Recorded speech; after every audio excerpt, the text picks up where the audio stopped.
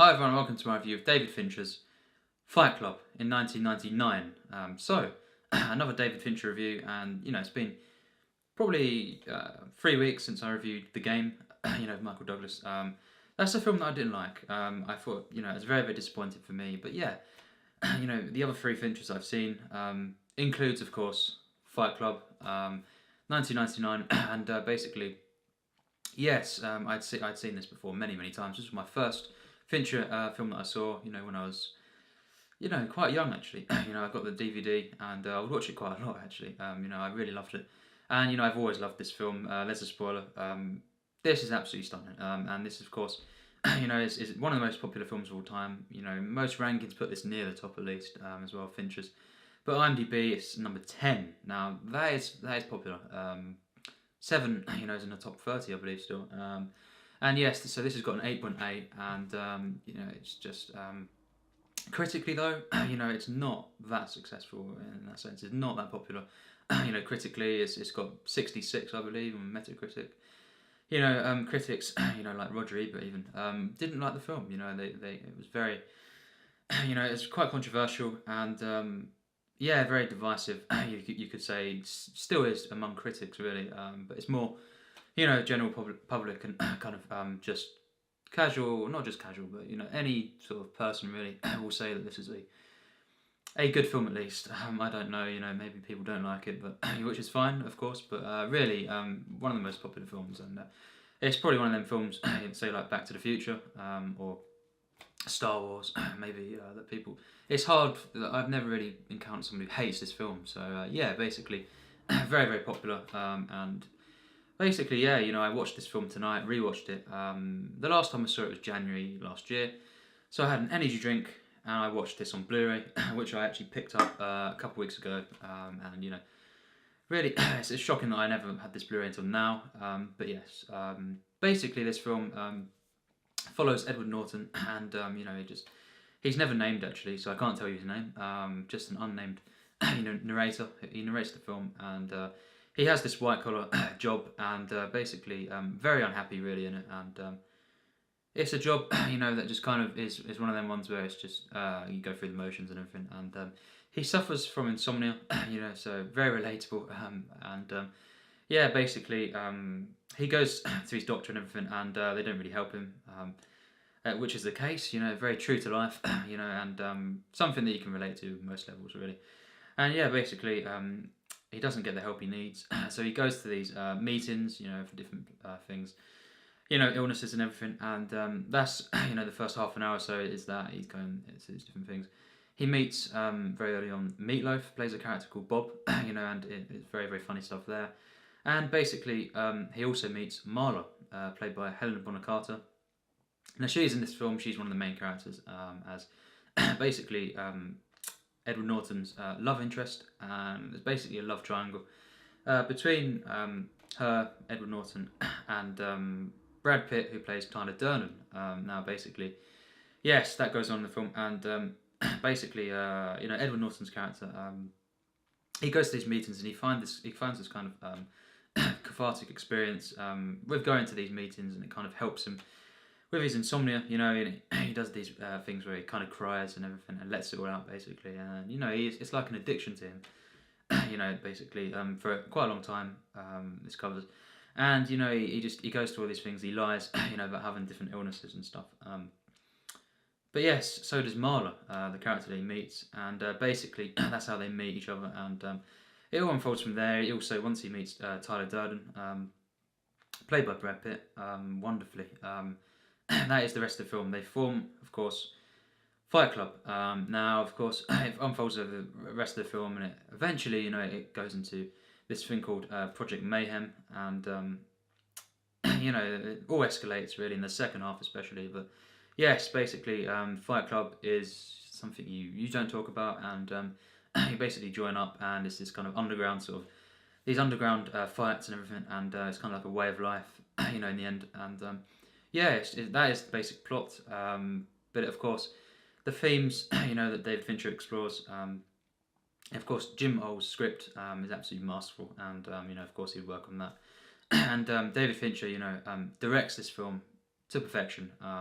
Just wow, what an experience I had this time as well. It's probably the best experience I've had, maybe since I was a kid at a certain point, but probably even better now. Because there's stuff that as you get older, you notice even more in films. Like the cinematography, direction, and all the kind of messages and themes and everything.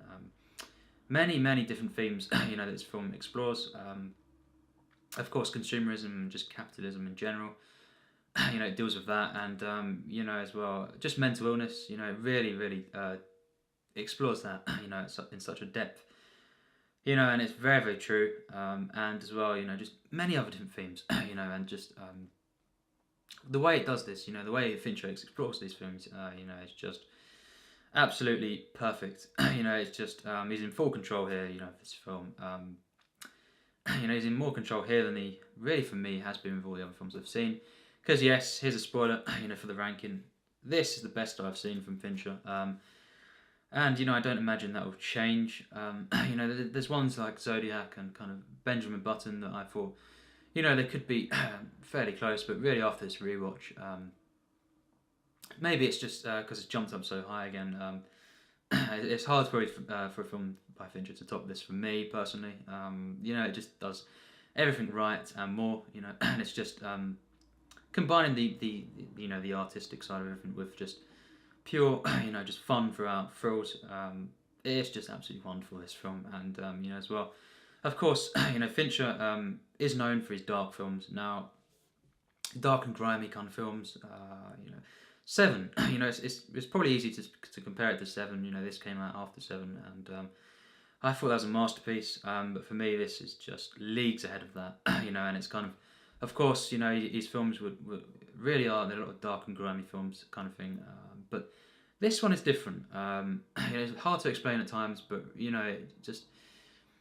And I don't say Seven is depressing, because most films on my favourite films list, I don't really care for completely depressing films in the way they're deliberately depressing as such and stuff like that. And ones that I can't, that are so depressing that I can't enjoy and I just feel disgusted by, kind of thing, and just doesn't not ones that I really fully care for.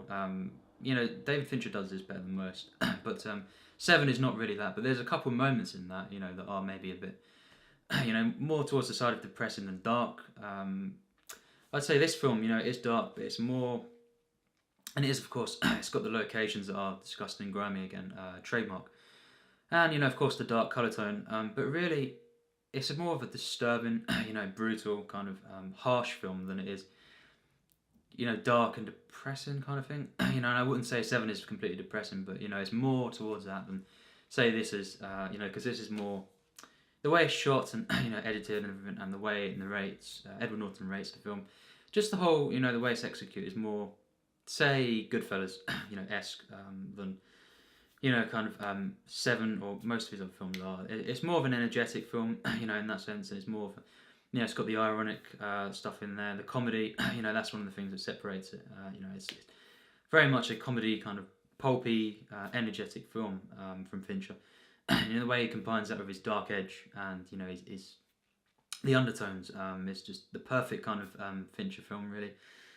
From what I've seen of him, and it's just all his trademarks, but still a film that is completely energetic throughout, and just an absolutely stunning film. So fun, this film, and it is a mad film, in the sense, just the way it portrays madness in itself, and through mental illnesses, of course, and just the whole, and then going out, in the Fight Club, of course, but also when they do this Project Mayhem, and that's when the film really explores madness in all its kind of glory, and it's kind of this very bizarre kind of experience that I had watching the film, where it's just you're involved in all this so much because he draws you in so much.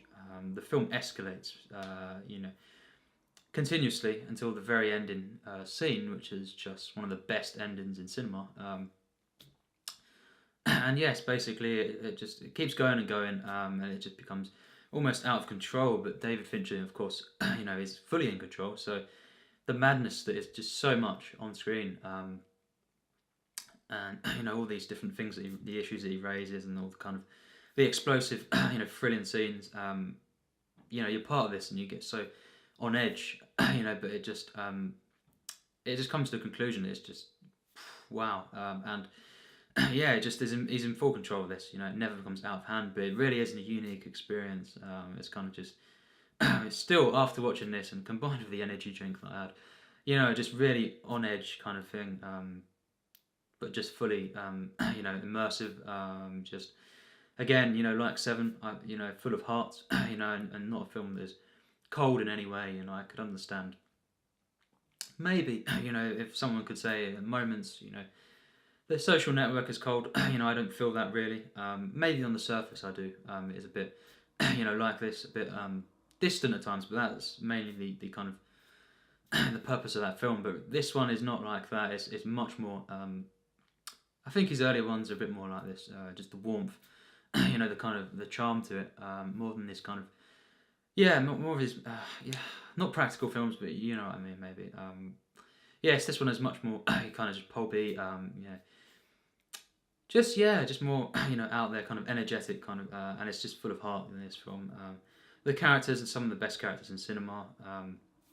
Tyler, of course, Edward Norton's character, and even Marla, all just masterful characters. The way they're written, and just the acting, the performances in this film. Wow, they are something else. Brad Pitt, he probably gives. Inglourious Basterds, he's absolutely stunning, and there's so many great films he's in. He's one of my favourite actors.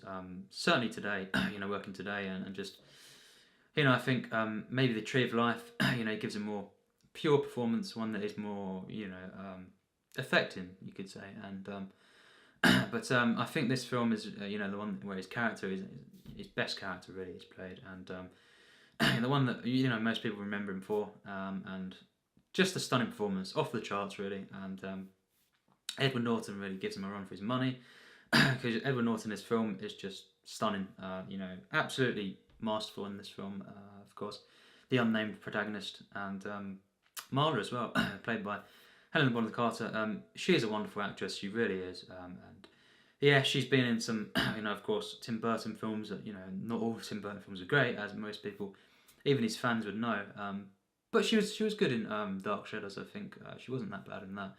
I've never seen her bad in anything really. And she's absolutely stunning in this film. She's brilliant, really amazing. Just the perfect performance really. Just a really amazing character. The writing in this film is just masterful. And the direction, the cinematography, the editing. The editing is key here. It's just breakneck pace. That this film moves at. Just has such a flow, and just an energy to it. The editing is just absolutely stunning. Probably some of the best editing I've seen. Very best I've seen. Certainly of the last few decades. And it really is for me the best editing in a Fincher film that I've seen. Even just shows really in the opening credits, which is some of the best opening credits I've seen. Genius, as well. This is what I describe this film as. Completely genius. In every aspect, and it includes the editing especially. Just the way that Fincher kind of just, it's just so perfect, just watch the film if you've not seen it. If you've not seen this film, I would so recommend it so much. It's just a life-changing film, connected with it on every level I did. And, it's a film that is constantly engaging, complete immersion between me and the film.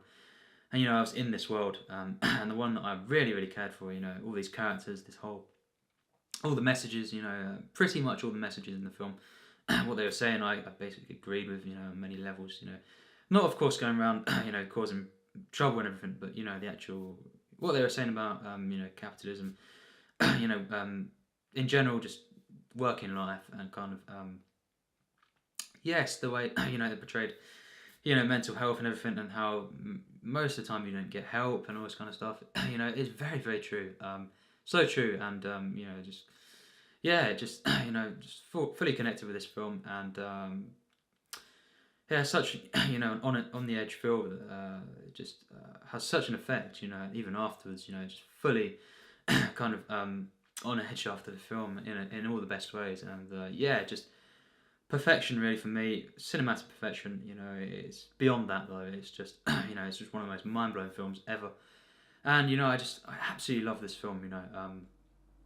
The first half is just perfect, and once you really get to the hour mark, the film just gets even better. This is when it starts definitely becoming a film that is in my top 100 films of all time. Yes, there's an announcement that I kind of tried to save when I was doing my other Fincher reviews. I said, it's a film that I'm not going to fully reveal my thoughts on. Kind of saying if I preferred it to Seven. Yes, I say it now, massively, much better than Seven. And yes, this is the only Fincher film at the moment that's in my top 100. That's how much I love this film. One of the finest films ever made for me.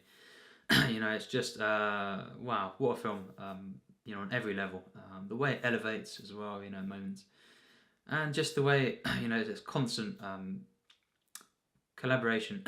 Just of genius ideas that just are executed perfectly. The performances are pitch perfect. Edward Norton plays a protagonist that is fully relatable to, and as well. Of course, Brad Pitt, as his the kind of guy he meets, his friend, his partner in crime, you could say. It's just perfect in this film, and as well, of course, Marla. She's just so good as a character.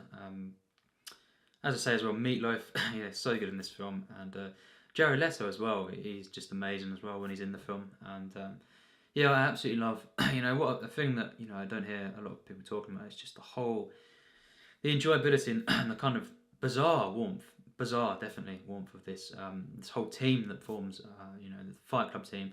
Especially when, as I say, it goes into the Project Mayhem.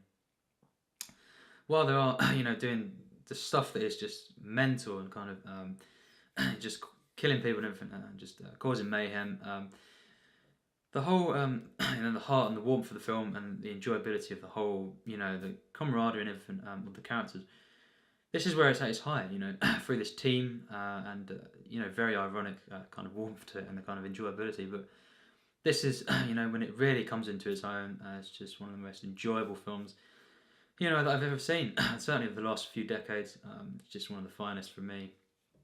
David Fincher directs this film to perfection. The performances are all perfect, no doubt, and I absolutely loved the way he explored his themes.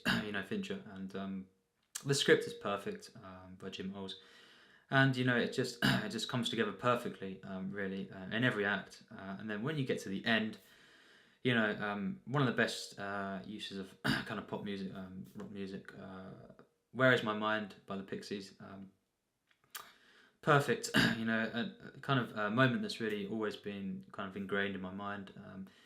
Of course, I'm not going to kind of say what happens there, but I kind of think that ending reminds me a lot of maybe The Dark Knight. And yes, just in general, The Dark Knight. I think really very very similar kind of tone and the chaotic feel it has, and the kind of poetic nature it has as well, combined with the chaos, and just the way it kind of ends, on a note that is just chaos and everything's kind of ensuing around them. Really, of course, I'm not going to say what the meaning of it is. Everything is, that may be a spoiler review or analysis from video, but generally, I like to kind of discuss that in the comments more. The actual meaning and the kind of everything, just the actual when you get right down into what it actually means.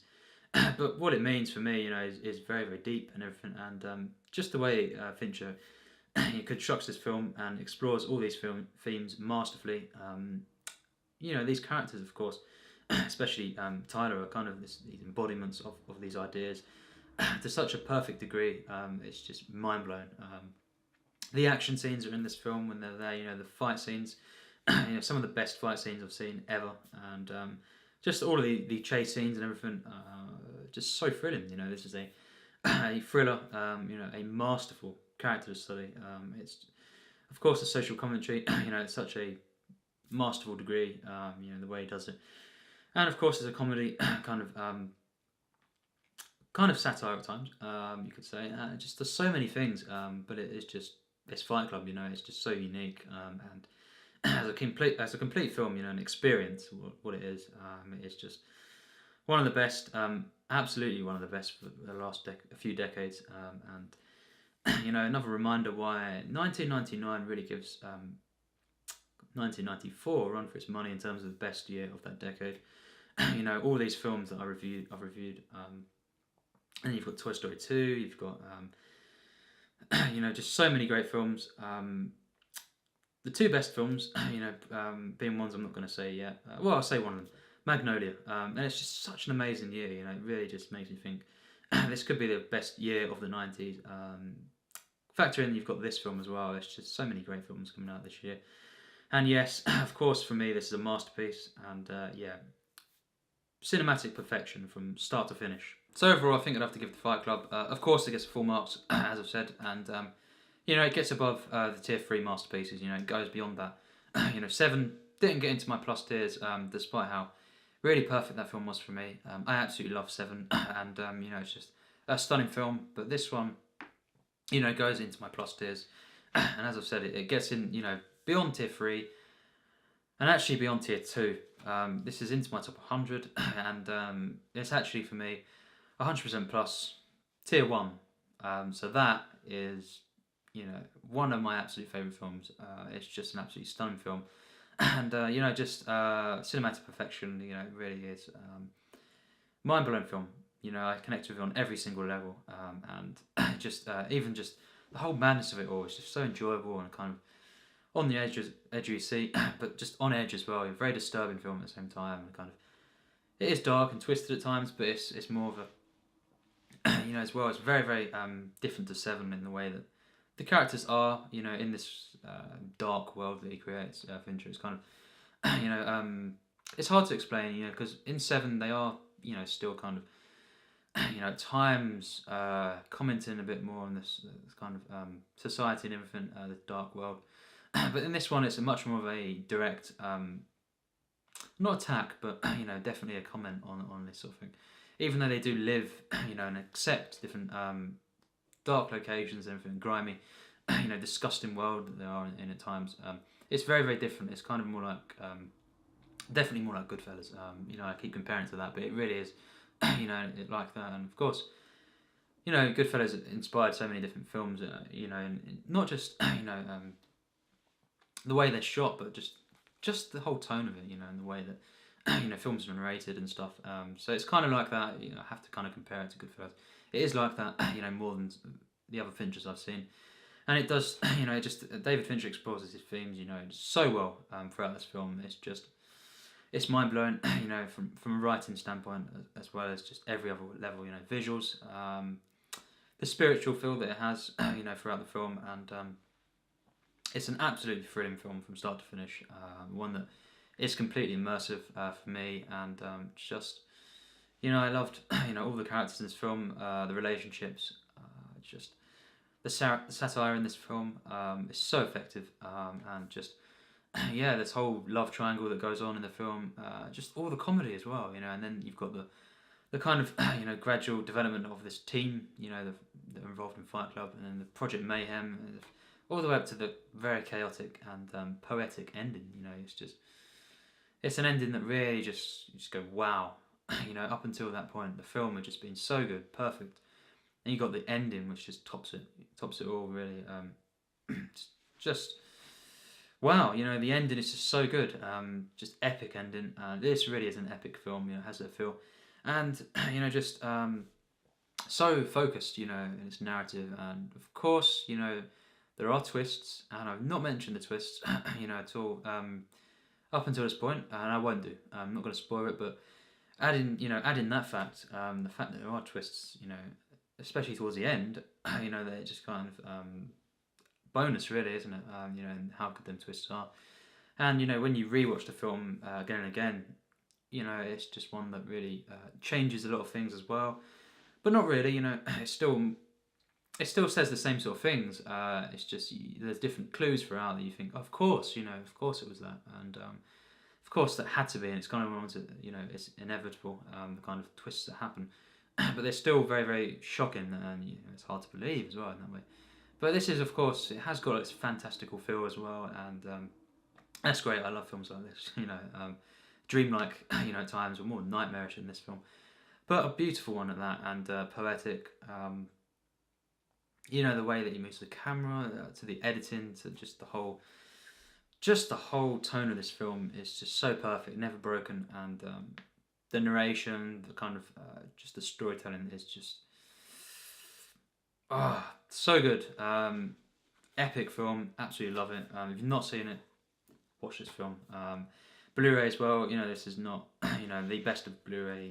It is one of the first kind of Blu-rays and everything. I'd love to see this on 4K, but yeah, basically it's just even better. I've never actually seen it on Blu-ray up until this point, so yeah, the visuals are even better. And wow, this film, one of the best, and just 1999 is probably for me the best year of the 90s. And this is one of the best films of that year. And I think Magnolia is definitely better. And there's another film that's even better than that, which I won't ever reveal until I do that director series. But yes, this film is a tier 1. And a quick announcement as well, if you're watching this. Another film that was very close to tier 1 when I reviewed it last. It's been growing on me for months, but Early Summer by Ozu has now, I think, moved into a tier 1. So yes, brilliant. And yeah, because this is kind of right next to that, and I just thought I have to give Early Summer that if I've given this. It's just, it feels like a tier 1 now. Early Summer, definitely more I think about the film. So yeah, that's moved in there as well. This is my top 100 films of all time. Highly recommend it, and thanks for watching my review.